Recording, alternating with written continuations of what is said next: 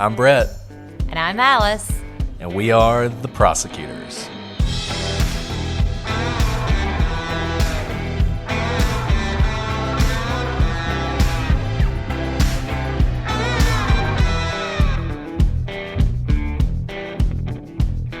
Today on The Prosecutors, we investigate the mysterious death of Missy Bevers.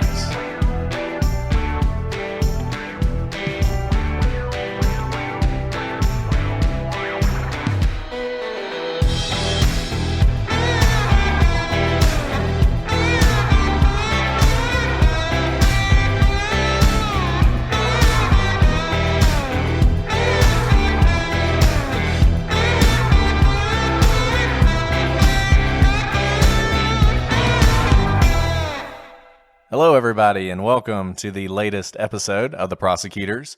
My name is Brett, and I am your host today, and I am joined, as always, with my extraordinary co-host, Alice. Hey, Brett. Thank you for such a nice introduction. You know, I try, Alice. I want to make sure everybody knows just how great you are. So, you know, Alice, I have some bad news for our listeners. We recorded probably the greatest episode of true crime in podcast history. I mean, I don't know if they give out Pulitzers or Nobel Prizes for podcast episodes, but I mean, can I just say it was a stunning feat of mastery that has never really been seen in modern era. I think transcendent is a word you could use to describe it. But unfortunately, in a tragedy up there with the burning of the Library of Alexandria, it was lost in a tragic file-saving accident. So we're gonna re-record today, but I mean, I'm just gonna tell you, you know, lightning doesn't strike twice like that. I mean, when you have a masterpiece and it's lost, you just have to do the best you can. So let's hope it doesn't strike twice, because a lightning struck your tree, which fell on your house. So yes, good point. We want the file-saving gods to be with us today, so hopefully they will be. But hey, all this means is it's like we did a run-through of this episode, so you guys are going to get our true brilliance shining through. So today, we are going to talk about the death of Missy Bevers. This is a case I'm sure many of you are familiar with. It's a case that's covered a lot. So the way we're going to do this today, we're going to talk about the facts of the case, because one thing that we've learned, even in the short time we've been doing this podcast, is no matter how many times a case is covered, there are still plenty of people out there who either haven't heard a deep dive on the cases or only know generally about them. We have a fan in Romania, shout out to them, who was telling us that before our Elisa Lam episode, which is an incredibly covered case, they didn't actually know the details of that case. So I think one thing we're always going to try and do is give you the background and sort of go through the case. But then we really want to apply some of our prosecutorial background to this case and look at the investigation and where it stands and try and guess is not a good word, but using our expertise and our experience in these kinds of investigations, even though we don't have any inside information here, sort of walk you through what we think the police have done up to this point and why they may have reached some of the conclusions that they have reached. So that's our plan. Want to give a shout out to the Ronan Wheels blog, which has done a lot of great reporting on this case. We really enjoyed it, and it really sort of guided some of our thoughts here. So hope you guys will check that out. We'll have that link and several others up on the website when this episode goes live. But having said all that, turning it over to Alice. all right. So, as Brett mentioned, this is actually a recent case. This occurred just in 2016, and it's actually an ongoing investigation because the police have not caught who did this. Now, Brett mentioned that we were going to dive into the death of Missy Bevers, but I think to be more specific and more accurate, the murder of Missy Bevers. There is no question that she was in fact murdered. So, Missy Bevers is a 45-year-old woman who lives in Midlothian, Texas, and she teaches a fitness class early mornings at the Creekside Church of Christ in Midlothian, Texas. On April 18th, 2016, shortly after 5 a.m., on a day that Missy teaches her fitness class, Her students showed up to Creekside Church to find her on the floor, unresponsive, with puncture wounds to her head and her chest. They called 911 and the paramedics came, but they declared her dead at the scene. Now, an examination of the building revealed that an intruder had broken in through a side door of the church. The good news is this church had surveillance video, but things started getting weird when the police looked at this video. You see, surveillance footage revealed that there was an individual dressed in SWAT gear or police gear, and they were wandering the halls of the church carrying what appears to be a hammer. But what's weirder still is that experts are in agreement that the SWAT gear this individual is wearing is fake. They say that the helmet is too shiny and it seems to be made of a cheap plastic rather than, real SWAT gear helmet that's meant to withstand trauma and bullets. And the going theory is that whoever did this assembled this SWAT outfit from secondhand stores and Halloween costumes. But it still proved to be an effective disguise because to this day, even though there's surveillance video of the individual, we don't know who killed Missy Bevers. We actually don't even know if this person wearing the outfit is a man or a woman. And I know that's probably going to surprise you if you don't know the facts of this case, and you're probably going to want to run to the website and watch the video, and you should. And what you're going to see is one of the weirder videos you ever will see in a true crime case. And that's really what we have in the community. This is an ongoing investigation. Like Alice said, this is a murder. There's no question about that. And so the police, as they tend to do, have kept a lot of the facts close to the vest. But one thing they have done is they've put out this video, at least part of it, so the community could have a look and see if this is a person they recognize, or even if the outfit itself is something they recognize. You can imagine that if this person bought a SWAT team outfit all at once, for instance, someone might remember that. So we do have the video, and you should take a look at it.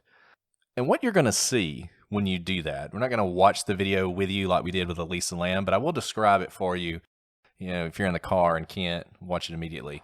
What you're going to see is this person dressed in full SWAT gear, wandering the halls of this church, seemingly aimlessly. He actually starts off in the video, and I say we don't know whether this is a man or a woman. We're going to talk about that more in a second, but I'll use he for the sake of brevity. He starts off almost casually trailing his hand down the wall of the church in this very casual, almost childlike gesture. If you've ever seen the movie Sinister, the poster for that movie is actually a child running their hands down the wall of like a hallway in a house. And that's sort of what it looks like. He's just wandering down the hall, gently caressing the wall. He tries some doors, not really putting too much effort into it, just sort of checking the door handles, see if they'll open. At one point, he even half-heartedly attempts to use a hammer and what looks like a crowbar to break into one of these doors, one of these locked rooms.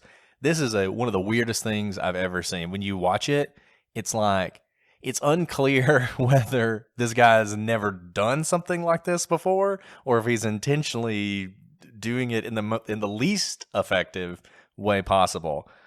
The weird thing about this is, you think, is this guy a burglar? Is he planning on stealing things? But he doesn't have a bag. He doesn't appear to take anything that we know of. And if he did take it, there's nowhere to put it. He sort of lazily smashes some windows and some interior glass in the church. He opens some of these doors, leaves them open. And then there's the way that he walks. And this is something people have focused a lot on because it seems to be the kind of thing you could use to identify this person. He has this strange gait where it almost appears that when he takes a step, he swings his right leg around to take the step with his right leg rather than doing it in the way that you normally would, as if he has some sort of injury to his right leg that prevents him from being able to walk in an ordinary manner. And each time he takes a step, he does that. And then, apparently, at the end of all this casual sauntering through the church, He murders a woman, Missy Bevers, presumably with the hammer. And you say presumably because we don't actually have footage of the ultimate crime. Is that correct? To the extent we know, we don't. The police have not, to my knowledge, ever clarified that. That's been a question in the true crime community about whether or not they do have footage. I know there's speculation online that they do, that they have footage of the murder itself. There's also people who question whether or not she was murdered with the hammer. The use of the term punctures is kind of vague. In my mind, I almost imagine this person, I'm thinking of a claw hammer with a hammer on the front and the nail remover on the back, using the back end and swinging it to sort of puncture into her just through sheer force. But there are people who claim, without really citing to any evidence that we can look at, that she was shot or she was stabbed. And the police just don't want to tell us that for some reason, which frankly, I don't know. Well, I don't want to get too tough on the police because we do understand why they do these things, but it's just something that, to the best of our knowledge, he killed her with the hammer. Right. And who knows, even the description puncture may be intentionally vague. We've talked about this before.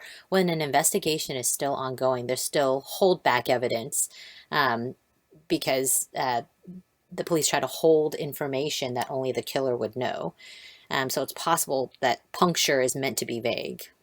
And look, this case is one where you definitely want to do that. It's certainly generated some fame. There's a lot of people who know about this case, particularly around Midlothian. And look, I don't know why people do it, but people confess to crimes that they didn't commit. So in addition to being good evidence to use against the potential murderer, it's also nice that if someone confesses and said, yeah, I hit her with the back of the hammer and that's what caused the puncture wounds, and the police actually know she was stabbed or she was shot, they can very quickly eliminate that person and quit wasting their time with them. So, based on this footage, some have speculated that the killer is between 5'2" and 5'7". That's actually kind of a big range. But what they base this on is the fact that you can compare this person walking to the height of the doors in the footage, and this person appears to be rather short.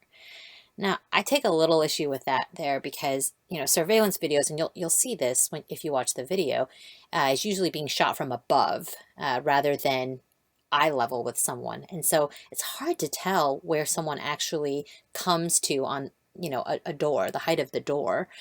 And furthermore, I would, say 6-inch spread is actually a pretty big spread. Someone who's 5'2", that probably is considered on the shorter side. But someone who's 5'7", if you're a woman, that's actually quite tall, average for a man. And so I'm not sure that I quite buy into the height based on this video.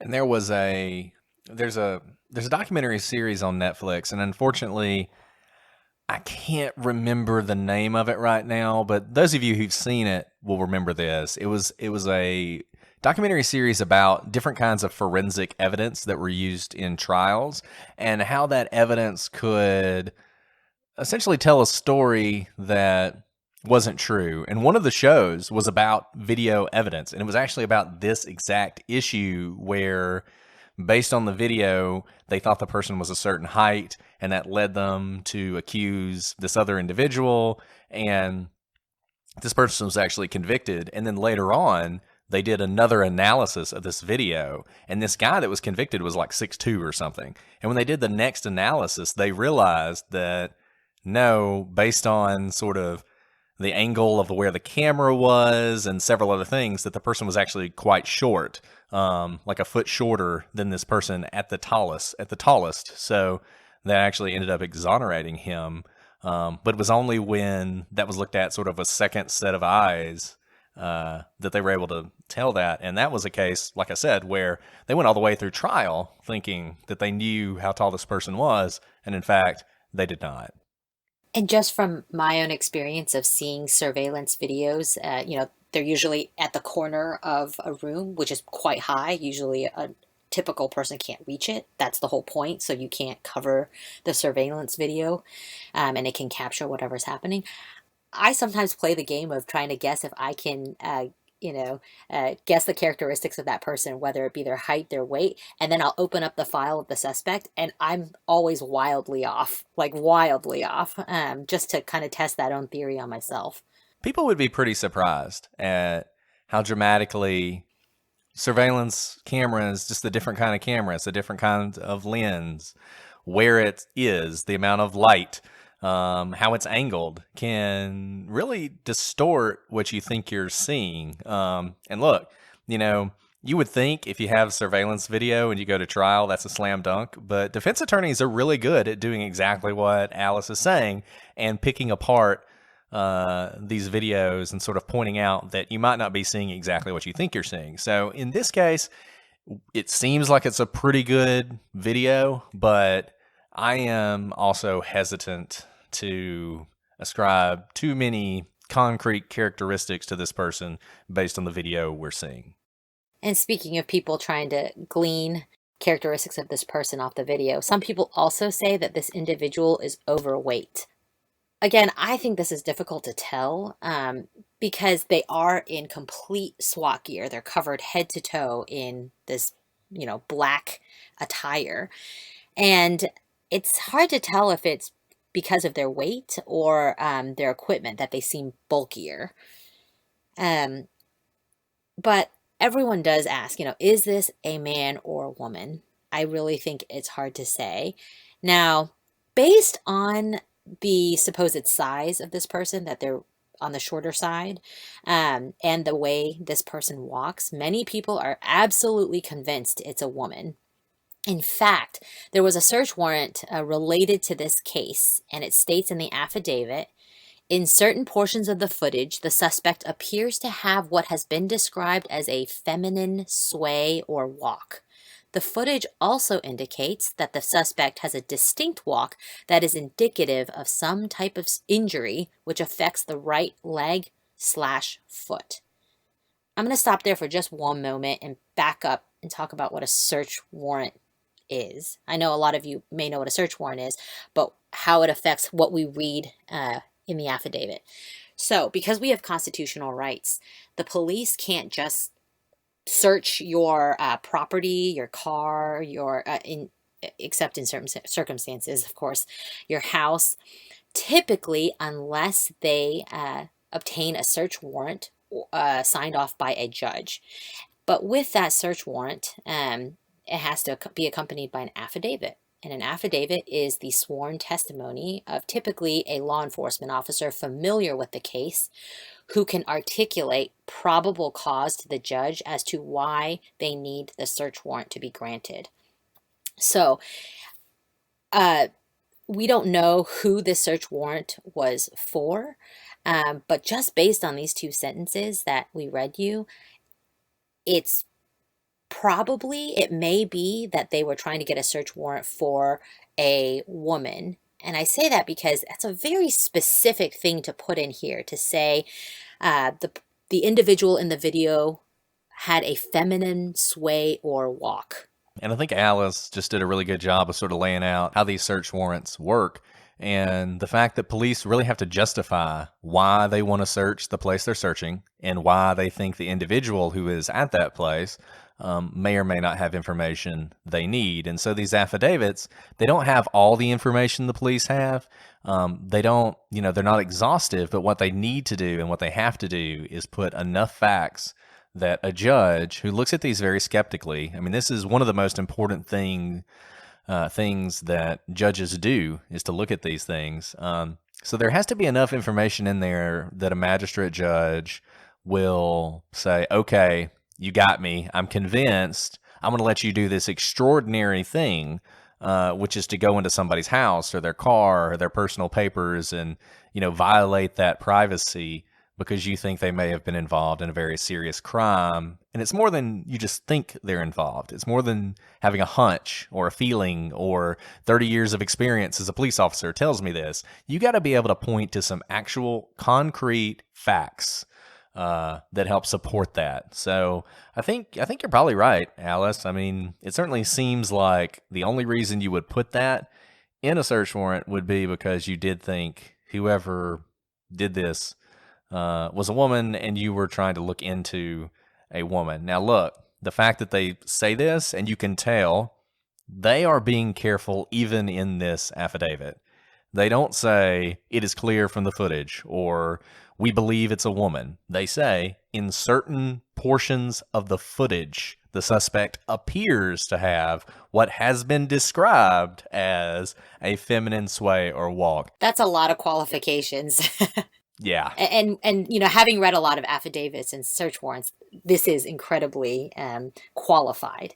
And I think that just goes to how unclear the video is. And it's possible too, if the person they're looking at is a woman who has an injured right leg, it makes a lot of sense. Because these two sentences together, you would think they almost have to be looking, at least in this search warrant, and doesn't necessarily mean that this person is still a suspect or ever was a suspect, that was the person they were looking at in the moment. And this is just for legal nerds out there, but I wanted to throw out there that when you're writing a search warrant, you have to be specific enough to be able to articulate probable cause for the things you're looking for, especially if you're asking the court to let you seize something, take what it is that you are looking for. You have to be specific enough, but there are instances where the court grants the search warrant before them. So let's say you ask to go seize electronics and drugs, any illegal substances. And then you get the search warrant, you go to the person's house, you search it, you find the electronics, you find the drugs, but all of a sudden you find a bunch of guns. And the guns were not a part of your search warrant and what you asked the court to seize. You can't take the guns. You actually have to go get a second search warrant, often while you're still there conducting the first search warrant, executing the first search warrant, to go then ask the court for the ability to seize whatever else you have found that is not included in your first search warrant. And I only include that because oftentimes people don't realize that search warrants are limited in themselves. And even if you see something with your own eyes, once you have a court order to be in that person's house, doesn't mean you get the right to take everything that you see. The only exception to that is if what you are seeing is obviously like, the fruits of a crime, you can arguably go ahead and seize that. Though what we would always tell police to do is, even in that circumstance, go ahead and get the other warrant. Go ahead and get the other search warrant. It's not going to be hard at that point. Take the time and do it, And we talked about this. We've talked about this before, and sort of these thoughts that people have about the police and prosecutors and how they're just running roughshod over everybody's rights and everything else. And it's just not true.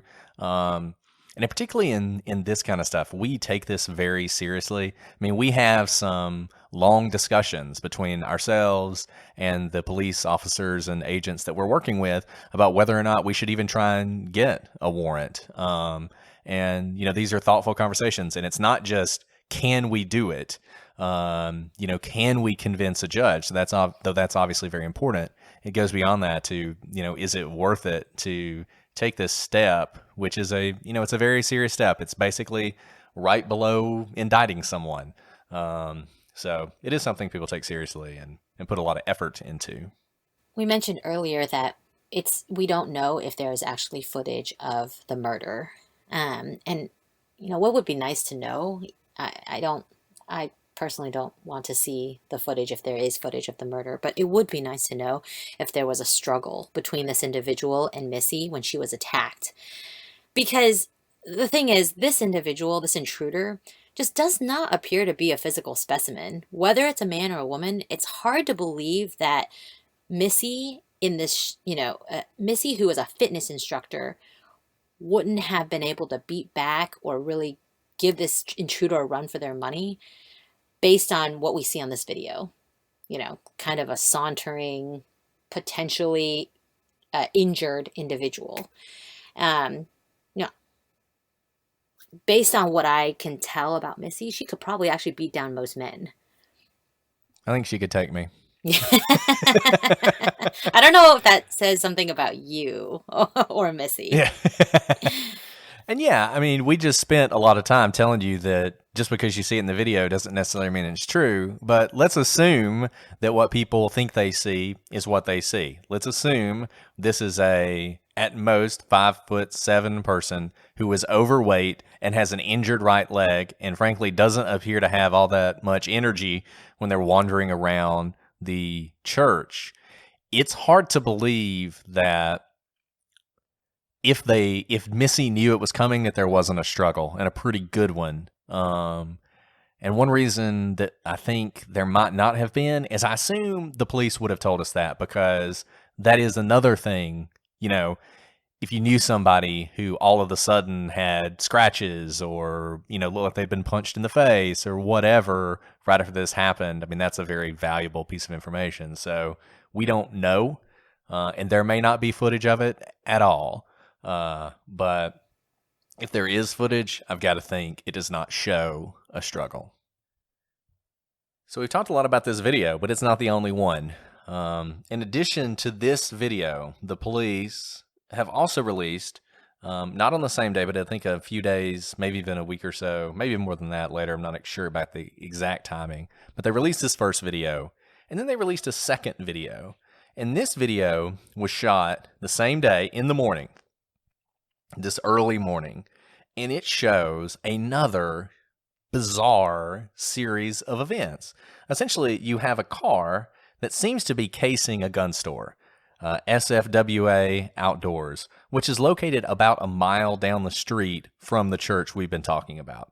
So the video shows a silver, people say probably 2010 to 2012 Nissan Altima, driving suspiciously through the rain in the early morning hours, entering this parking lot at around 1:58 a.m., and then leaving 6 minutes later at 2:04.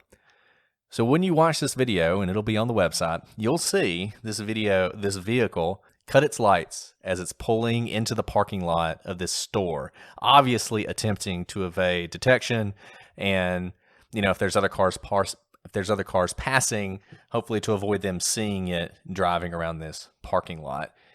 It's kind of funny when you watch the video because they cut their lights off, but they're constantly hitting their brakes, which of course their brake lights are flashing the whole time. So it's not a very effective way to avoid detection. In fact, it would have been better just to leave your lights on. But in any event, at some point, as the car is driving very slowly around this gun store, there's some other cars parked in the back lot, and it sort of comes up on these cars right as the driver is turning its lights back on. And when he turns his lights on, you can tell he sees these cars and he turns his lights off. He then realizes there's no one in the cars and he turns them back on. I feel about 100% confident that's what happened. There are people who think this is some sort of elaborate signal that he's doing with some other individual, possibly, at the church a mile down the road. That just doesn't make sense to me at all. I don't really see why he would do that. And like I said, when you watch it, you'll see this happen, and you'll see him sort of turn his lights on, see the cars, hit the brakes, turn the lights off, and then turn them back on. And I think that's pretty much what happened. After he does this, at one point, he actually parks his car. And he parks it, bizarrely, after doing this, underneath a light in the parking lot. So the light's sort of shining down on him, and he just sits there in this car for several minutes as if he's contemplating his next move. And that's really strange because, he's been doing this elaborate cutting on and off of his headlights, and then he sits underneath a light. Right. And, we're going to talk about sort of theories and whether this is related. I don't know if it's related. And we'll talk about reasons to think it is and reasons to think it's not. But I will say this. Whoever is in that car is sort of a bumbling idiot, is how I think. I mean, it's like he's clearly not someone who's burglarized a lot of places before. And I kind of feel like the guy in the video, the first video, is a bumbling idiot. So that makes me think they may be related. But yeah, he sits under this light for a while, and then he decides, okay, I'm leaving. So he pulls out of the parking lot and heads down the highway. Now, one strange thing about this, as he's leaving, we're seeing sort of multiple angles from different cameras, and we get a pretty clear shot into the driver's side of this car.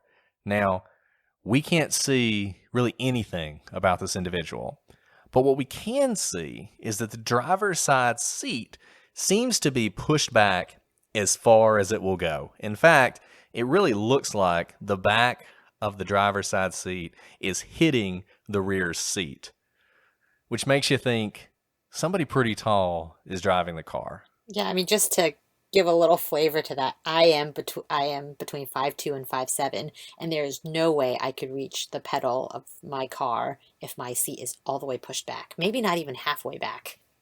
So I do think it has to be someone really tall. The best you could sort of imagine is the reason we really don't see him is because he's basically like laying down in his driver's seat, trying to sort of stay unseen.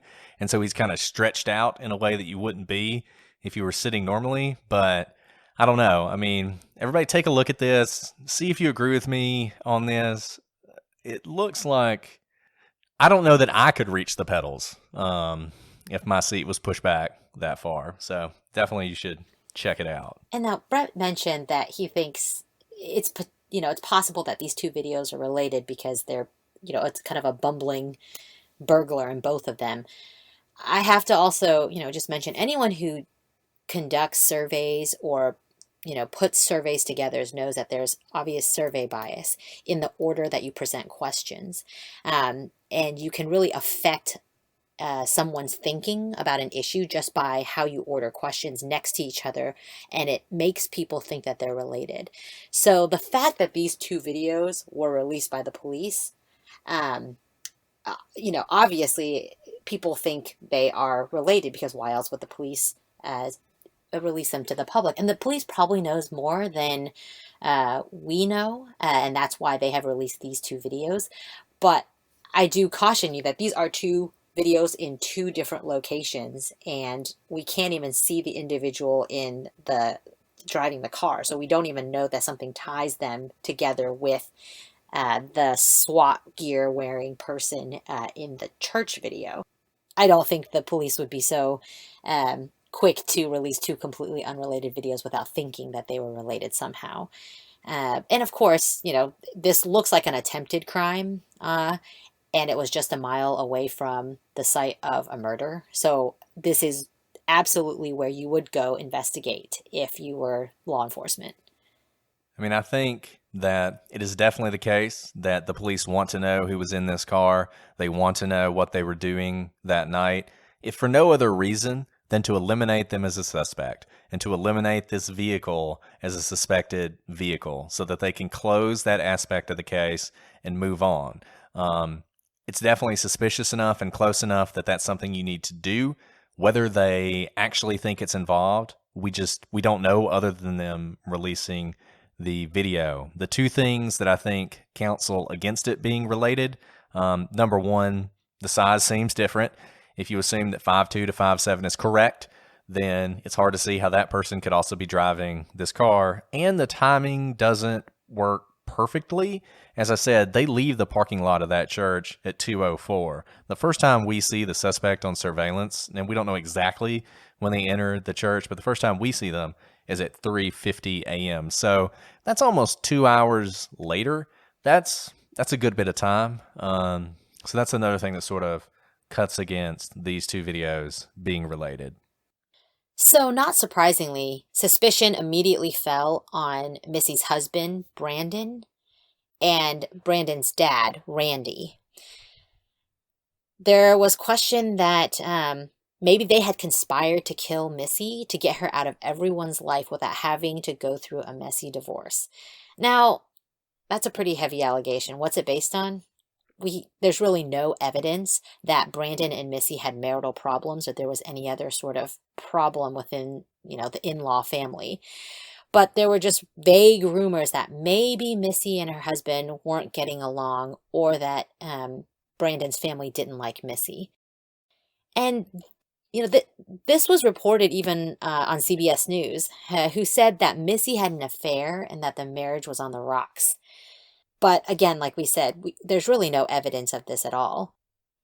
And if you've read that story on CBS, if you have, a chance to check it out, man, it's really vague, and it's almost sounds like sort of rumor and innuendo, the kind of an unknown source says that this had happened. And look, just because let's say Missy had an affair. That doesn't mean their marriage is on the rocks. It doesn't mean they haven't moved on from that. It doesn't mean that, they want to kill each other, as it were. So people put a lot into that, but I think, once again, as we say a lot on here, you got to take a step back, stick to the evidence, keep away from the rumors. Right. And so, kind of bootstrapping this theory, people don't look at evidence because there is none of it. They actually look to a press conference that was held shortly after the murder. Missy's husband was at the press conference, and people say that he didn't appear to be particularly upset about her murder, and that he doesn't react the way people think he should have reacted. But gosh, that is such a weighty allegation to throw around based on how he should or should not have reacted, especially if he had nothing to do with this.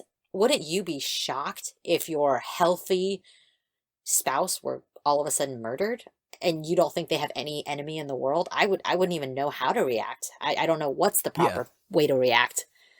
I don't know that anyone who hasn't been through something like this has any idea how they would react in this kind of situation.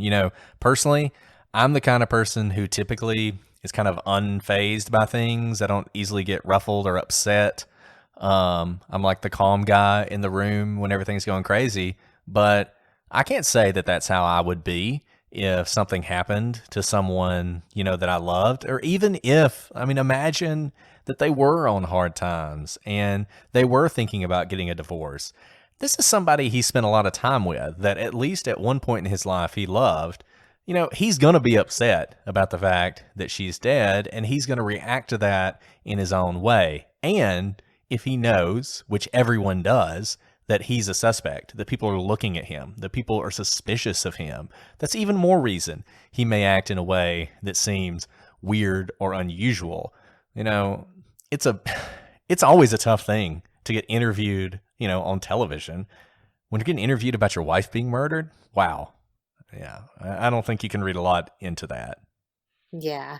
And, similarly, there's really no evidence that Missy's father-in-law, Randy, had anything to do with her murder either.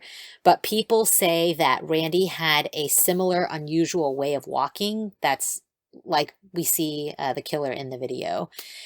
And that's it. Just kind of potentially the way he walks. Now, there's a big problem with putting your suspicion on Brandon or Randy. Both of them were out of town when Missy was murdered. Brandon was on his annual fishing trip to Mississippi, and this was a fact confirmed by friends. And Randy was in California. And the police were able to confirm this by using his cell phone and also checking flight records, seeing that he did, in fact, check in and fly to California. Yeah, we're going to talk about this in a second when we talk about how we think the police have investigated this, but it is funny. We'll go ahead, we'll link to a video somebody did where they actually have spliced video of the killer and video of Randy from this press conference so that you can see how they walk and how it's similar. But here's the thing. At the end of the day, if Randy wasn't even in the state, it's hard for him to have killed her. So I think as much time as people have spent analyzing the way Randy walks, I don't think that's a fruitful line of investigation. So briefly about the timeline, and then we'll talk about some of the weirdness in this case and some of the weird things that have happened. And then we'll talk about this investigation. So as we said, we know at around 2 a.m., we have the suspicious vehicle on camera a mile from the church in the parking lot of a tactical goods store. Time unknown, the suspect arrives at the church and forces his way inside. As far as we know, police may know more, but as far as we know, the first time we see him and the first time he is seen on surveillance video is 3:50 a.m. 26 minutes later, Missy is seen on surveillance video arriving in the parking lot and entering the church building. At 5 a.m., which is when the class was supposed to start, we have the first 911 calls come in from Missy's students who had arrived at the church and found her unresponsive. I want to say something about that timeline. So, I've taught classes before, fitness classes, and I typically try to arrive before the start of my class to just get ready. I typically don't arrive that much earlier because I anticipate the earliest someone will arrive at my class to be about 10 minutes before class starts. And the reality is most people who take classes show up like a minute after class starts. But I try to get there before the first person, which means I try to get there about 15 minutes early. I don't think I've ever shown up to a class that I teach 45 minutes early.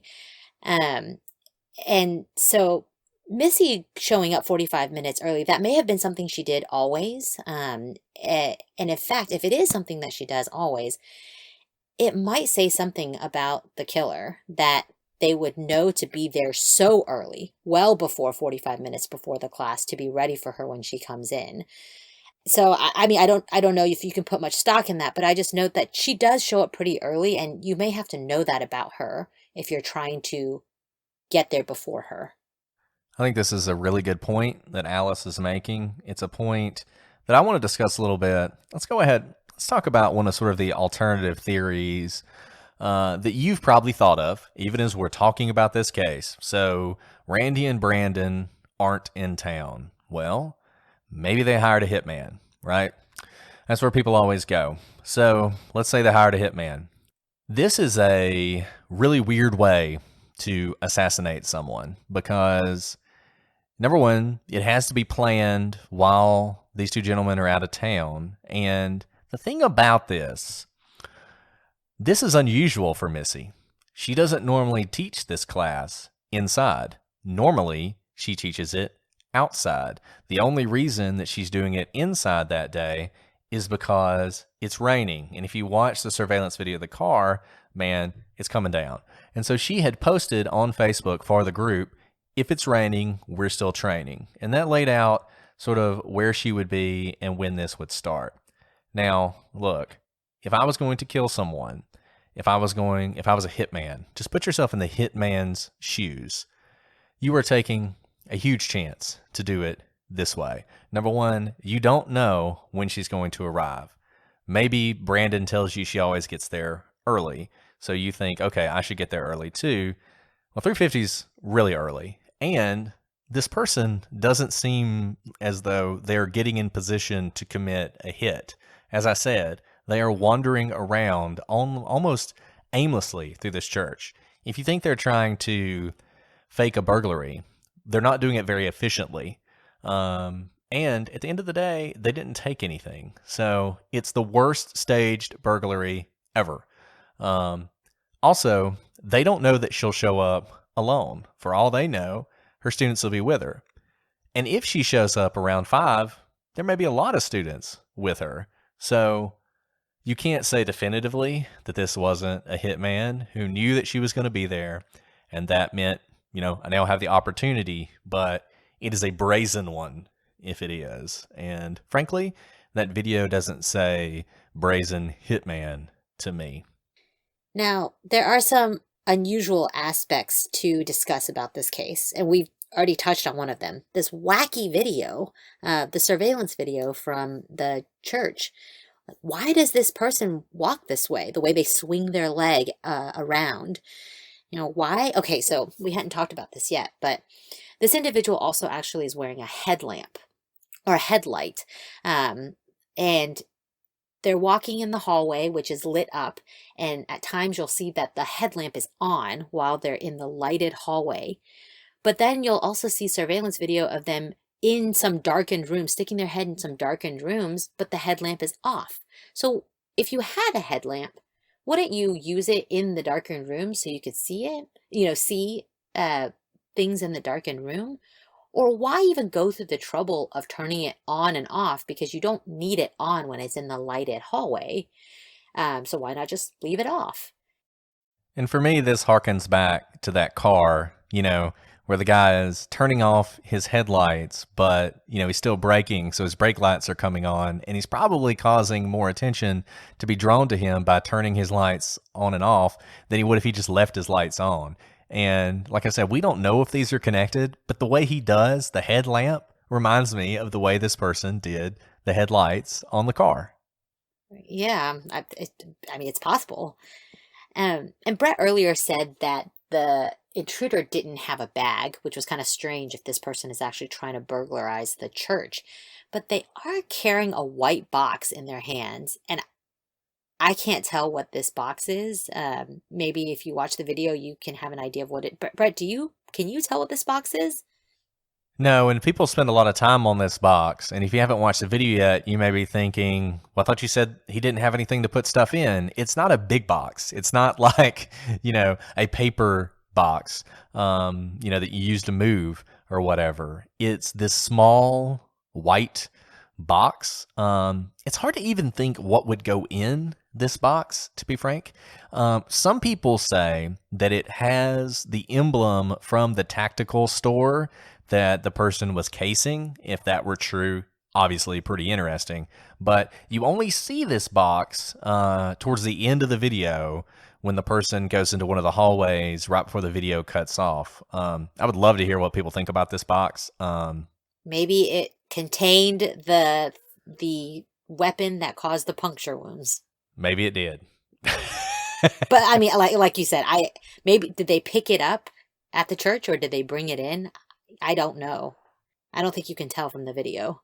I don't think you can either. Yeah, and we've already talked about this, but why doesn't this person try harder to break into rooms? This very lackadaisical, almost comical way of pretending like they're breaking in is what I see in the video.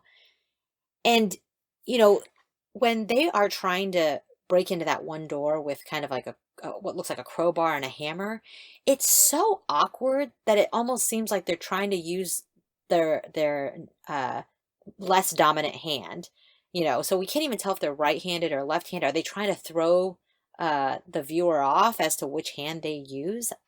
I don't know. Yeah, it's a weird video.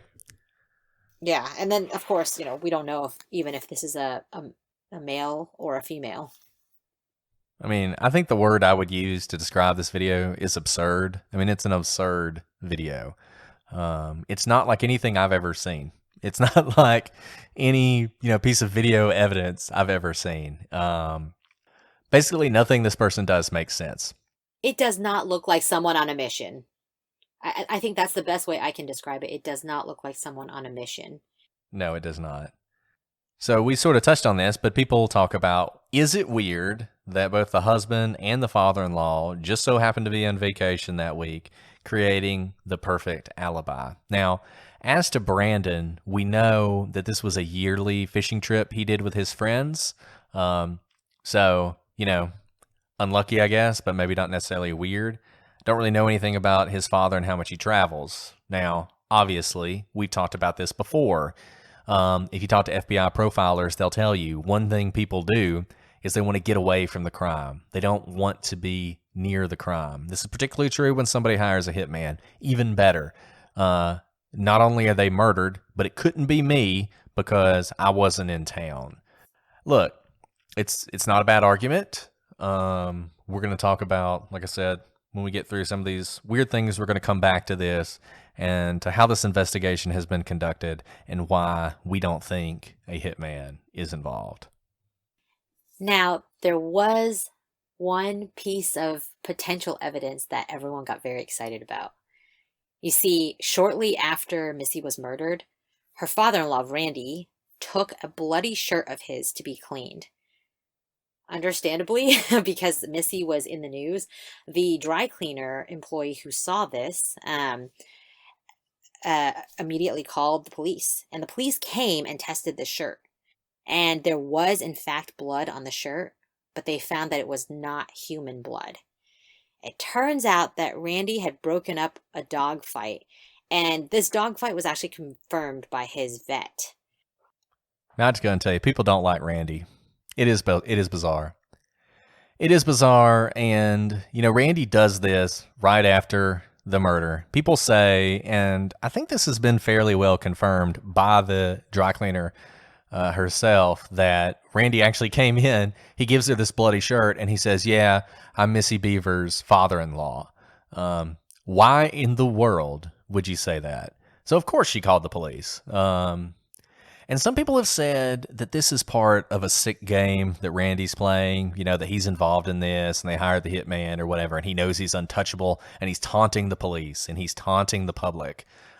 But yeah, I mean, at the end of the day, once again, no matter how Randy walks and no matter what was on his shirt, if he wasn't in Texas, he didn't commit the crime. So we'll just come back to this because it's a critical part. Are the two videos related or are they not? If they are related, obviously that changes the way we look at this. If they're not related, that would be an important thing to know. And I think that's why police wanted to get this video out there. I wonder, there's a calculated risk here because, as Alice said, once you put that second video out there, everybody's going to think it's related.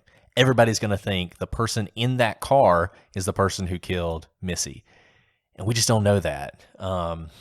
And it's unfortunate because if the person in that car didn't have anything to do with this and, for whatever stupid reason they were driving around that thing that night and they decided just to go home and go to sleep, they're not going to want to call the police. They're not going to involve themselves in this. So it'd be nice if we could figure that out. But as of now, 4 years later, we still don't know if those two videos are related. So now we'd actually like to change our focus a little bit and talk through this investigation from our perspective, having prosecuted cases and walked alongside our law enforcement agents as they investigate a case. If you've been following this case, you may know that the police have actually ruled out the Brandon and Randy as suspects. Now, let's talk about that because how much significance and weight should we put into that? So let me put it this way. They could be ruling them out because they are, in fact, there's no evidence and they have, reached the end of their investigation with respect to those two suspects and they are convinced that they are not suspects. They could also be ruling them out when they, in fact, do think they are still suspects, but for whatever reason want to have the public statement be that they are no longer looking into them. And that's why we have to think about how much significance to put into the fact that they've ruled out those two. Right. So let's talk about the options there, and then let's sort of back up and figure out how they got there.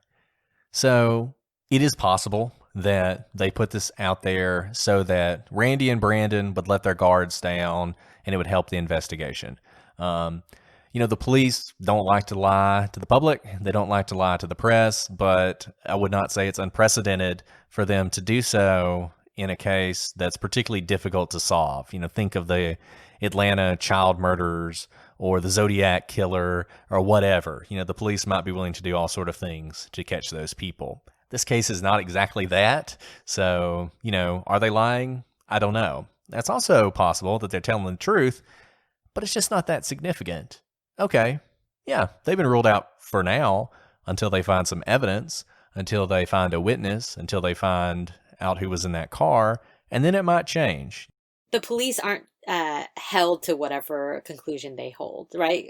Like in court, once you concede something, you're kind of held to that until the end of the case. But the police can always come back and say, never mind, we found new evidence, we've uncovered new evidence, and now they are back on the table as suspects. Exactly. And this is an ongoing investigation. It's a developing investigation. But then the other option is they've actually ruled them out and they don't think that they are involved in this at all. And until something like that comes up, they're going to assume that they're not. So, Brett, how do you get there? Yeah, how do you get there? How do you rule someone out? Let's think about how this investigation went. You don't have to be a prosecutor to know that when Missy Bevers was dead, the first person the police thought about was Brandon. He would have been their first suspect. He's the husband. Statistics will tell you most people are killed by people they know, and most women are killed by a husband or a boyfriend. So the police would have looked into Brandon, and they would have looked into this alibi, and they would have looked into it closely. And think about everything they would have looked at. Was Brandon really in Mississippi? They would have talked to his friends. They would have looked at his phone. They would have looked at, withdrawals he made at ATMs in Louisiana on the way over there. I'm not sure exactly how he got there. I don't know if he drove or he flew. If he flew, then he's going to have plane tickets. And in a post 9/11 world, you're not flying anywhere without leaving a record.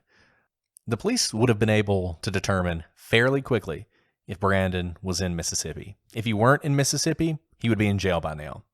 So I think we can feel pretty secure that he was in Mississippi.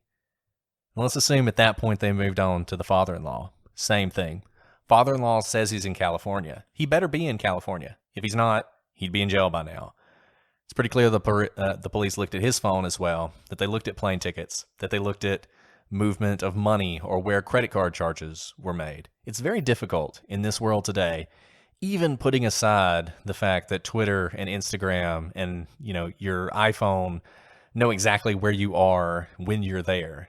Putting that aside, it's almost impossible to travel to another state without leaving a significant trail. So then let's assume they hired a hitman. How did they do that? How did they pay him? Now, Alice can talk about this a little bit because she's done some of these financial transaction cases. Alice, how would you even do it if you wanted to pay off a hitman without anyone knowing?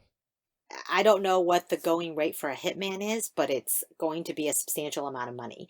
Probably more money than you just have laying around in cash. Now, there have to be first communications, probably, with this individual. And in this day and age, most people communicate through electronics, whether that's by email or by cell phone. It's possible they met in person to talk, but this level of planning, we see electronic communications. So I don't know what the police did in this case, but they probably looked at phone records, and you look at repeated calls to a certain number and you investigate who is on the other end of that call. Then if you are able to hire someone to be your hitman, you have to pay them. And, there are a lot of regulatory things in place in order to catch fraud. And some of these safeguards are banks have to report if they suspect any sort of fraud. And this could be anything. And the regulations make it really easy for the banks. They don't have to know what the fraud is. All they have to look at is if you are withdrawing a lot of money over time or at one time, or you're putting a lot of money in over time or all at one time. And that's just because illegal enterprises typically deal in cash. And so if you're seeing large amounts of cash coming in, we're talking, tens of thousands of dollars coming into a bank account or leaving a bank account, there is oftentimes it raises a red flag. Now, the banks have to report it, but not every single one of their reports has to be investigated. And the purpose is you have a log of suspicious activity.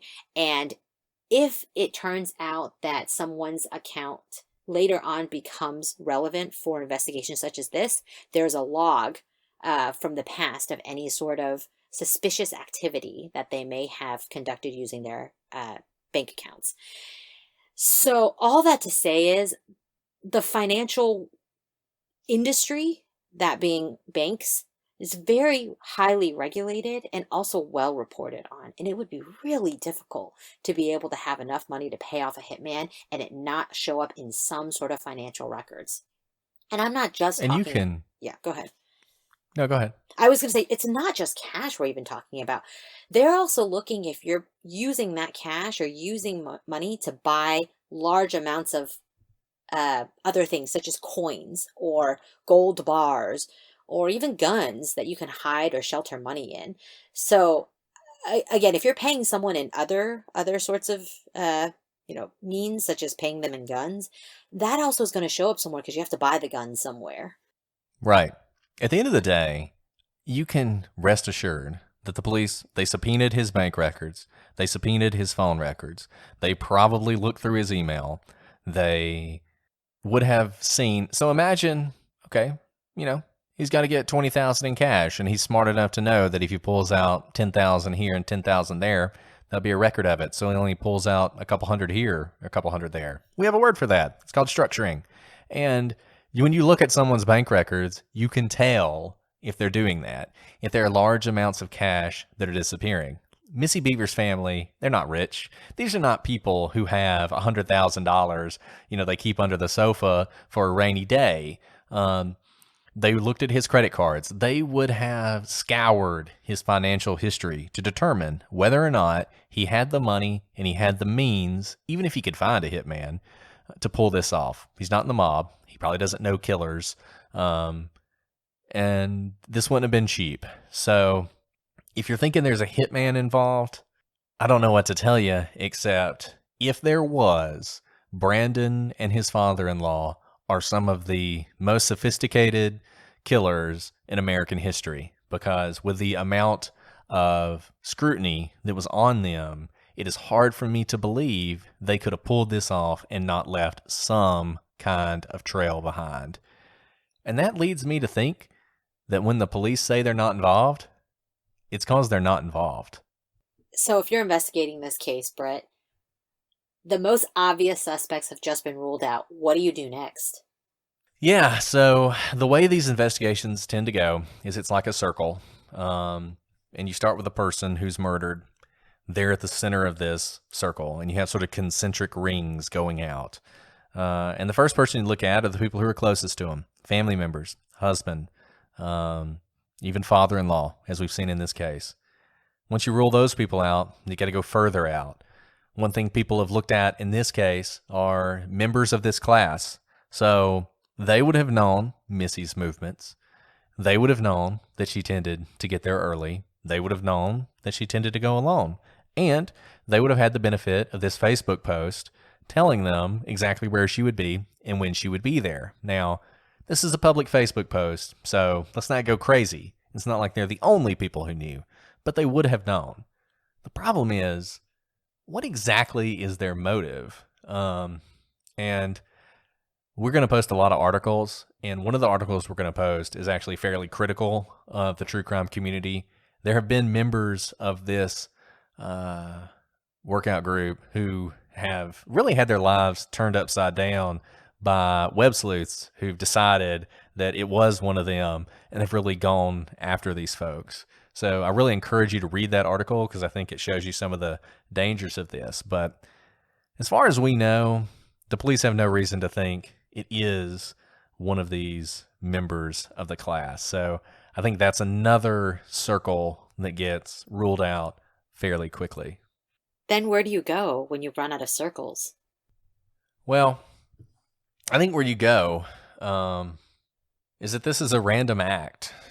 So if you've ruled out the family, if you've ruled out the class, if you've ruled out, the notion that this is some jilted lover or something, of which there's no evidence either, you have to go to something like a burglary gone wrong.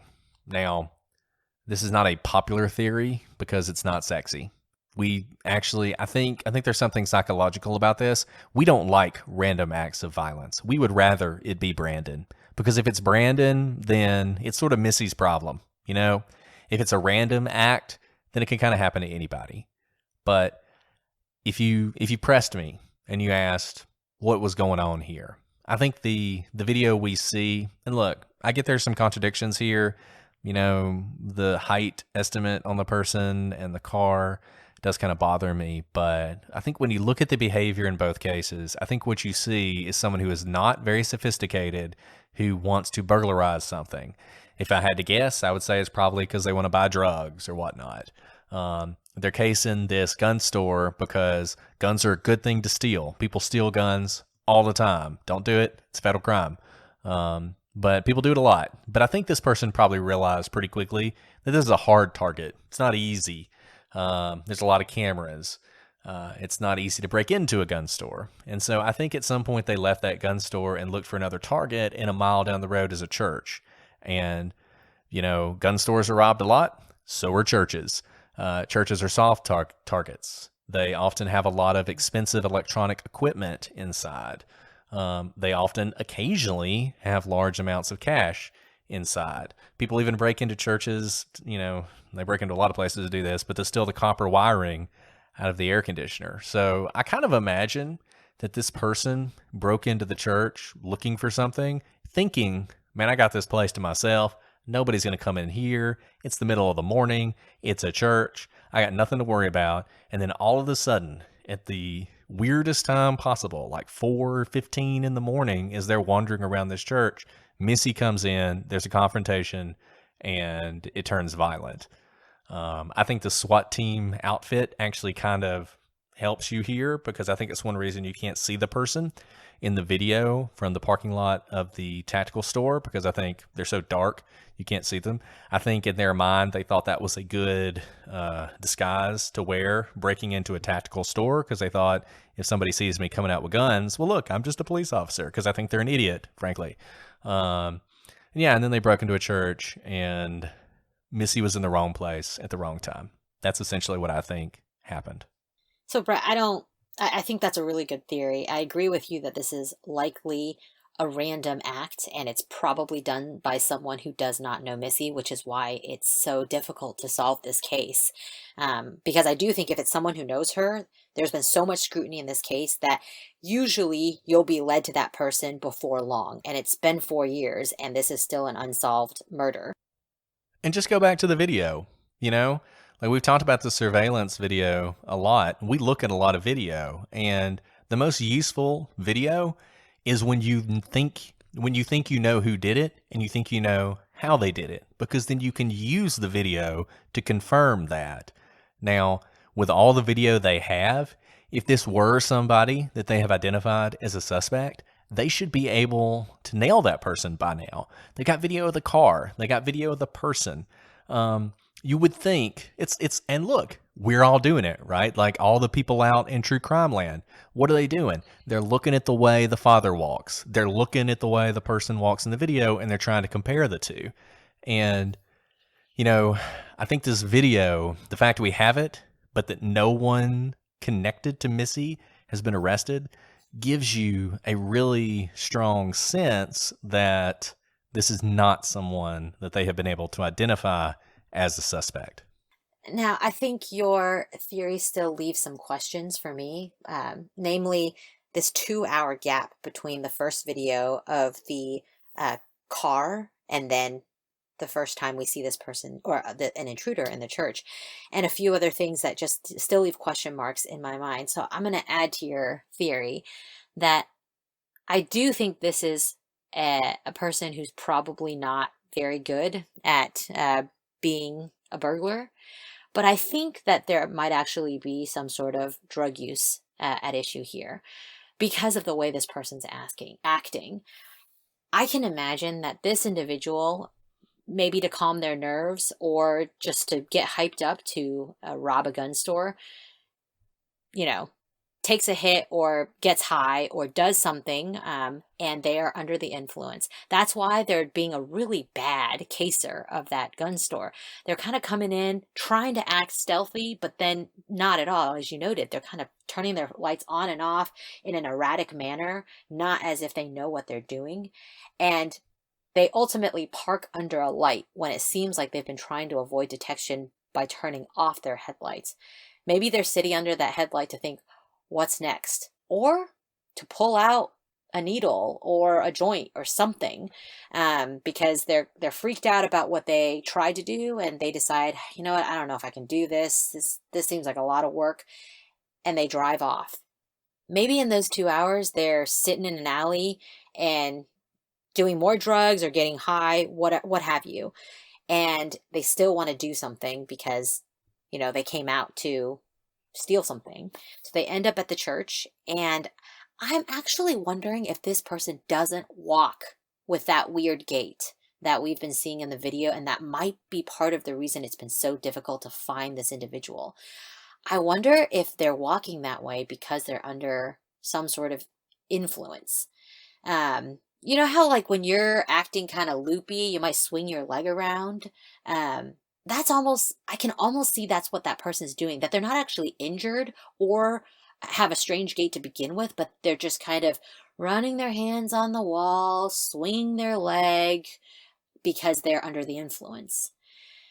And that may also explain why they're able to overcome Missy, who, seems to be a very fit person, because they aren't actually injured. They aren't actually this aimless person. They're just under the influence. And when you're under the influence, you can do very erratic things and lash out and be paranoid, and potentially kill someone. Yeah, and I think it also explains, if you're right, what is really an overreaction here. I mean, adding murder to a burglary is a big deal. But like you said, if this is somebody who is currently under the influence of drugs, then it wouldn't be surprising that in that moment of panic, they end up murdering somebody. Yeah. So, Brett, do you think the police are going to be able to solve this someday? I do. And I realize it's been 4 years, and I know that after that much time, it's difficult. Usually if you don't solve a crime like this quickly, a lot of times you don't solve it. The murder clearance rate in this country is really low. It's only about 50%, which I think would surprise people. And for crimes that are not someone, that are random acts of violence, that are not someone that the victim knows, the clearance rate is even lower. So, like I said, I just feel like if this were someone she knew, with the evidence they have, they would have gotten that person by now. So I don't think it's someone they know. I still think they're going to solve this case, and I'm hoping that podcasts like this and others who've done this will help, because this is one of those, somebody knows something. Somebody knows who was in that car. Somebody knows that car. Somebody knows a person who walks like that, who has, a full SWAT outfit. Somebody knows some information in this case that they can use to help the police get to the bottom of this. And I hope if you're one of those people, you don't have to talk to us, but, give the Midlothian police a call. Leave an anonymous tip if you want to. But I think somebody knows something. I think eventually that person's going to come forward, and I do think that this case will be solved. Well, that's a positive note to end on.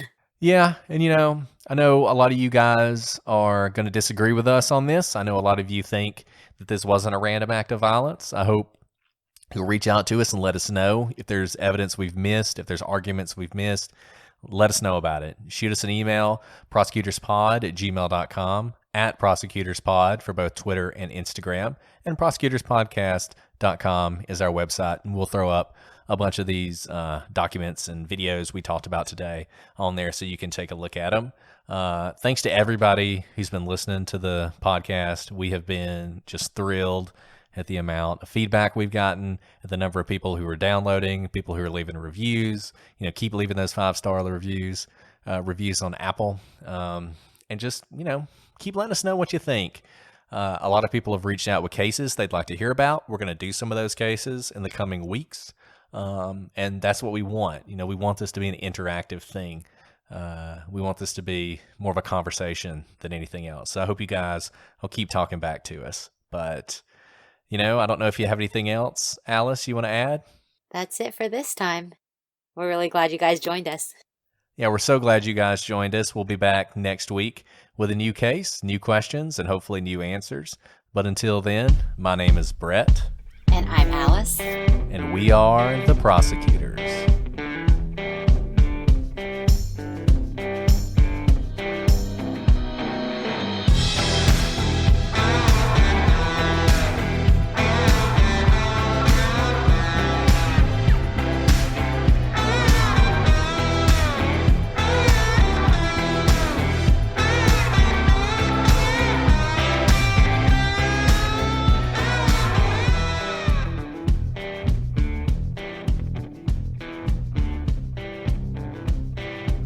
And if I said that wrong, you can. No, that's right.